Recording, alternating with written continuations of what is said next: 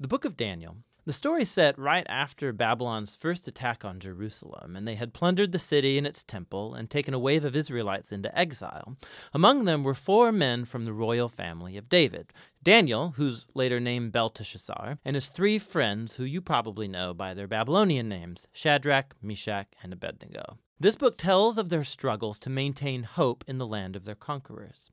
The book's design seems pretty simple at first. Chapters 1 through 6 contain stories about Daniel and his friends in Babylon, while chapters 7 through 12 contain the visions of Daniel about the future. But this 2-part shape is made even more interesting by another design feature, and that's the book's language. It begins in Hebrew, the language of the Israelites, but chapters 2 through 7 are written in Aramaic, a cousin language to Hebrew spoken widely among the ancient empires. But then in chapters 8 through 12, it goes back to Hebrew. This design shows how chapters 2 through 7 are a coherent section, but it also highlights the importance of chapters 2 and 7 for understanding the later chapters of the book. Let's just dive in. Chapter 1 introduces the basic tension of the first half of the book. Daniel and his friends, they're really wise and capable, and they're recruited to serve in the royal palace of Babylon. But they're pressured to give up their Jewish identity by living and eating like Babylonians and violating the Jewish food laws found in the Torah. So they refuse, and they choose faithfulness to the Torah, and it puts them in danger. But God delivers them, and they end up being elevated by the king of Babylon. After this begins the Aramaic section, which you'll see has this really cool symmetrical design. So first, the king of Babylon has a dream that, it turns out, only Daniel is able to interpret. It's about a huge statue made of 4 types of metal, and it symbolizes a sequence of kingdoms, and the head is Babylon. But then a huge rock comes flying in, and it shatters the statue, and it becomes this huge mountain. Now, this dream is the first of many symbolic visions in the book, and this one introduces the basic storyline of them all. Daniel says that the statue represents a train of human kingdoms following from Babylon, and they will all fill God's world with violence. But one day, God's kingdom will come and will confront and humble the arrogant kingdoms of this world and fill the world with the healing justice of God's reign and rule.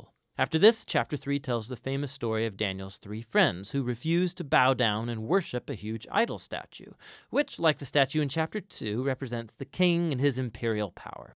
And so the friends are persecuted. They're thrown into a fiery furnace, but God delivers them from death, and they're exalted by the king, who now acknowledges their God as the true one.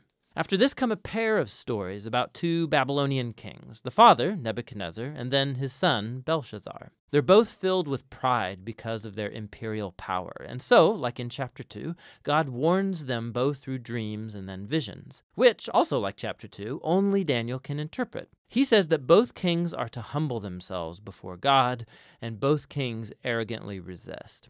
So Nebuchadnezzar is stricken with madness. He becomes like a beast in the field. But then he humbles himself before God, and his humanity returns to him. He's restored as king. This is in contrast with his son, Belshazzar, who doesn't humble himself before God, and he's assassinated that very night. Now, these 2 stories draw this imagery from Genesis chapters 1 and 2 and Psalm 8, where humans are depicted as the royal image of God. He's given them authority to rule over the beasts of the field and the birds of the air on behalf of God, who is the world's true king. But when human kingdoms forget that, when they rebel and make themselves and their power into a God, they become less than human, like violent beasts who will face God's justice. Which brings us to chapter 6, the pair of chapter 3. And this time it's Daniel who's being persecuted because he refuses to pray and worship the king as a god. And so, like the friends, he's sentenced to death and he's thrown into a lion's den. But God delivers him from the beasts, and like the friends, the king exalts Daniel and praises his God, which brings us to chapter 7. It's the pair of chapter 2 and the center of the book where all its themes come together. It's another dream, but it's Daniel's this time. And ironically, he can't understand the dream until an angelic messenger explains it to him. He sees a series of 4 beasts, one like a lion, then like a bear, then one like a winged leopard, each of these symbolizing an arrogant kingdom. And last of all is a super beast, identified as a really evil empire, and it has lots of horns, a common symbol for kings in the Old Testament, and there's one specific horn who is an image of an arrogant king who exalts himself above God and persecutes God's people. Now they are symbolized by a figure called the Son Son of Man, who's an image for both God's covenant people, but also for their king from the line of David. But then all of a sudden, God, who's called the Ancient of Days, comes and he sets up his throne. He destroys the super beast and he exalts the Son of Man on the clouds, where he comes up to sit at God's right hand and share in God's rule over the nations. We can look back now and see how all of these stories in the first half fit together. The three stories of faithfulness despite persecution, these are meant to offer hope to God's suffering people among the nations.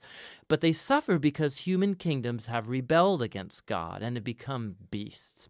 And so these visions encourage patience, that God's people are to wait for him to bring his kingdom and rule over our world and vindicate his suffering people. But it raises the question about when God is going to do that, and that's what these final three visions set out to explore. In chapter 8, Daniel has another vision about the final two beasts of chapter 7, but this time they're symbolized by a ram, who we're told is the image of the empire of the Medes and Persians, and then by a goat, who's an image of ancient Greece. And out of the goat come a whole bunch of horns, one of which symbolizes the evil king from chapter 7.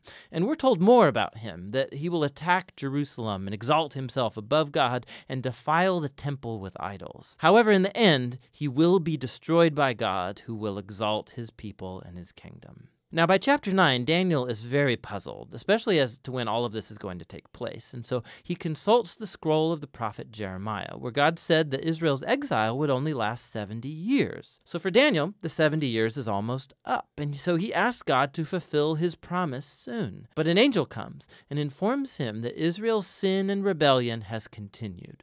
And so their time of exile and oppression will continue on 7 times longer than Jeremiah envisioned. Daniel is deeply disturbed by this, and he has one final vision.